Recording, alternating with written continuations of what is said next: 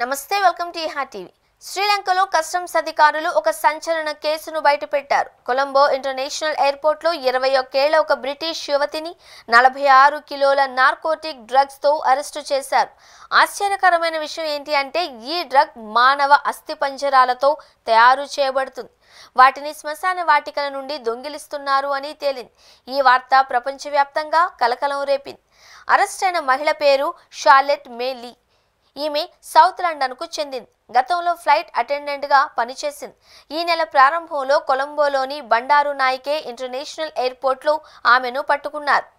ఆమె వద్ద ఉన్న 2 పెద్ద సూట్ కేసులలో మొత్తం 46 కిలోల మత్తు పదార్థం లభ్యమైంది. దీని మార్కెట్ విలువ సుమారు 1.5 మిలియన్ పౌండ్లు, అంటే సుమారు 16 కోట్ల రూపాయలు ఉంటుంది అని అంచనా.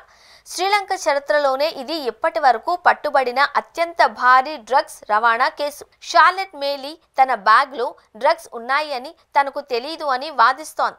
నా బ్యాగ్లో ఎవరు పెట్టారో నాకు తెలుసు, కానీ వారి పేరు చెప్పదలుచుకోలేదు అని ఆమె పేర్కొంది.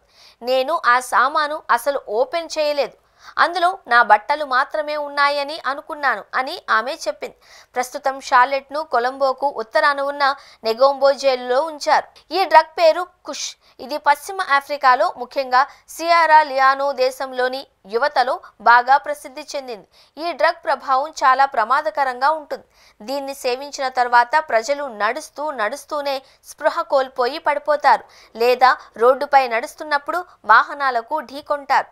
నివేదికల ప్రకారం ఈ డ్రగ్ను తయారు చేయడానికి శ్మశాన వాటికల నుండి మానవ ఎముకలు, అస్థిపంజరాలను దొంగిలిస్తారు. ఈ కారణంగా సియరా లియోనా ప్రభుత్వం 2024లో అత్యవసర పరిస్థితిని ప్రకటించింది. శ్మశాన వాటికలను కాపలా కాయడానికి సైన్యాన్ని మోహరించింది. ఇది ఈ డ్రగ్ ఎంత ప్రమాదకరమైనదో, దానికోసం ఎంత దారుణాలకు పాల్పడుతున్నారో తెలియచేస్తోంది. శ్రీలంక కస్టమ్స్ అధికారులు చెప్పిన వివరాల ప్రకారం ఇటీవల కాలంలో బ్యాంకాక్ నుండి డ్రగ్స్ అక్రమ రవాణా గణనీయంగా పెరిగింది. షార్లెట్ కూడా బ్యాంకాక్ నుండే శ్రీలంకకు చేరుకుంది. ఆమె ప్రొఫైలింగ్ ఆధారంగానే ఆమెను పట్టుకున్నారు.